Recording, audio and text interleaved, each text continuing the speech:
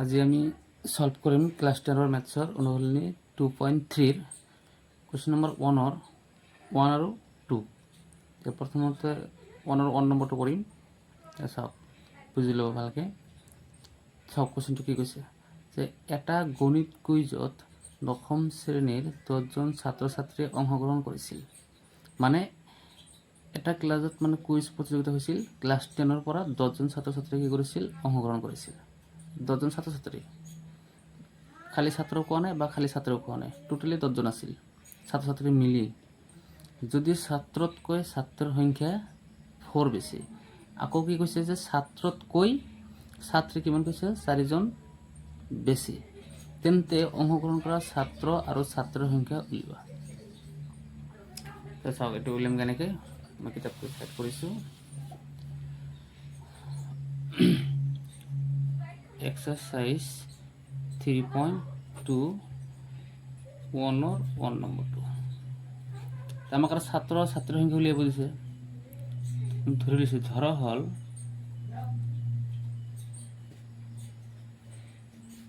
ছাত্ৰৰ সংখ্যা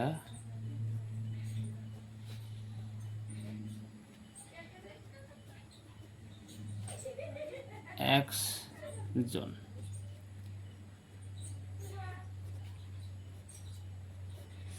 ছাত্ৰীৰ সংখ্যা y জনী। মানে যিটো আমাক উলিয়াব দিব এইটো আমাৰ কি কৰিব লাগিব? ধৰি ল'ব লাগিব। ছাত্ৰ আৰু ছাত্ৰীৰ সংখ্যা উলিয়াব দিছে, সেইকাৰণে আমি ছাত্ৰৰ সংখ্যা x বুলি ধৰি লৈছোঁ আৰু ছাত্ৰীৰ সংখ্যা y বুলি ধৰি লৈছোঁ। এবাৰ প্ৰশ্নমতে আমাক কি কৈছে কুৱেশ্যনত? টোটেল ছাত্ৰ ছাত্ৰী কিমানজন আছে? 10জন। ছাত্ৰ ছাত্ৰী মানে কি?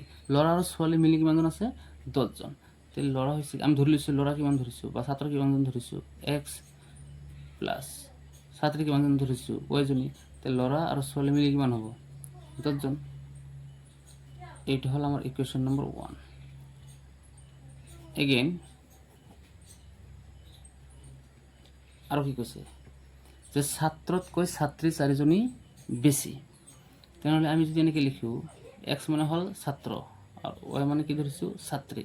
তো মাজত যদি আমি সমান চিন দিওঁ, তেনেহ'লে ছাত্ৰ আৰু ছাত্ৰীটো সমান হ'ব নোৱাৰে, কাৰণ কুৱেশ্যনত কি কৈ দিছে যে ছাত্ৰতকৈ ছাত্ৰী 4জনী বেছি, মানে ল'ৰাতকৈ ছোৱালী 4জনী বেছি আছে। আৰু আমি ছাত্ৰীক কি ধৰিছোঁ? y ধৰিছোঁ। তাৰমানে xতকৈ y কি আছে? 4 বেছি আছে।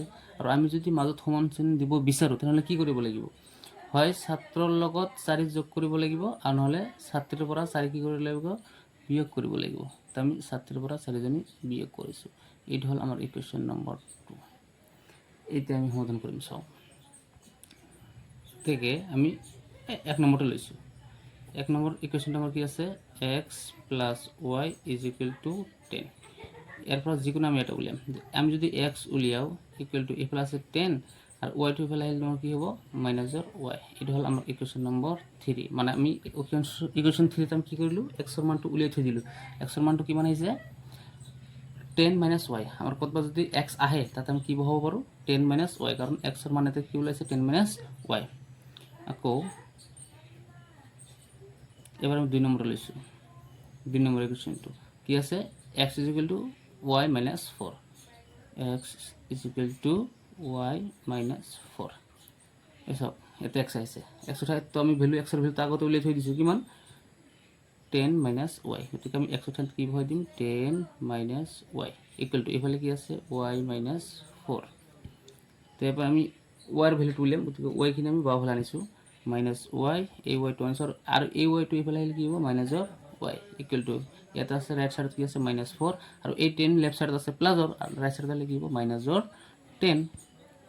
এবাৰ কি কৰিম? মাইনাছৰ y আৰু মাইনাছৰ y কিমান হ'ব? মাইনাছৰ 2y ইকুৱেল টু মাইনাছৰ 4 আৰু মাইনাছৰ 10 কিমান হ'ব? মাইনাছৰ 14। এবাৰ বোথ ছাইড মাইনাছ মাইনাছ কি? কেঞ্চেল। তো আমি এবাৰ y ৰ মান ল'ম। y ইজ ইকুৱেল টু এইফালে আছে 14 আৰু 2 আছে কি? y লগত পূৰণ, এইফালে কি হ'ব? হৰণ। গতিকে y is equal to 2 7 jar 14। y ৰ ভেলু আমি কিমান পাইছোঁ? 7। এতিয়া উলিয়াম আমি x ৰ value. therefore y is equal to কিমান ওলাইছে? 7। এটা আমি বহাই দিম 3 নম্বৰত, কাৰণ 3 নম্বৰত আমি x ৰ ভেলু উলিয়াই থৈ দিছোঁ। 3 নম্বৰত আমি কি লিখিছোঁ? চাওক 3 নম্বৰত আমি কি লিখিছোঁ? যে x is equal to 10 minus y। এইটো আনিম, x is equal to 10 minus y।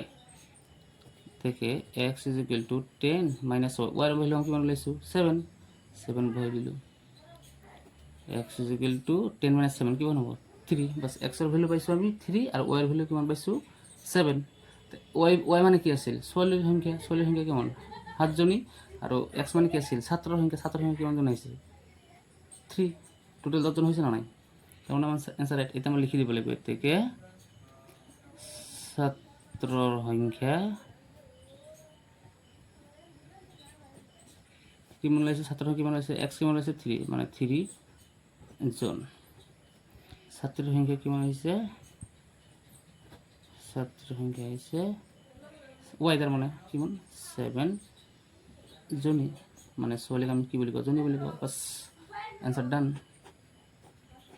যদি ভিডিওটো ভাল লাগে লাইক কমেন্ট শেয়াৰ আৰু টিচিং বাই নাজিৰ নামৰ ইউটিউব চেনেলটো সাবস্ক্ৰাইব কৰিব আৰু যদি কোনোবাই যদি ফেসবুকত চাই আছে সেম নাম টিচিং বাই নাজিৰ তেনেহলে কি কৰিব ফলো কৰি দিব এনেকুৱা ভিডিও পাই থাকিব আৰু যদি আপোনালোকৰ কোনো কোশ্চেন লাগে বা কোশ্চেন যদি আছে সলভ কৰিব পৰা নাই তেনেহলে কমেন্ট বক্সত কৈ দিব কোশ্চেন নম্বৰটো কৈ দিব মই সলভ কৰি দিম ধন্যবাদ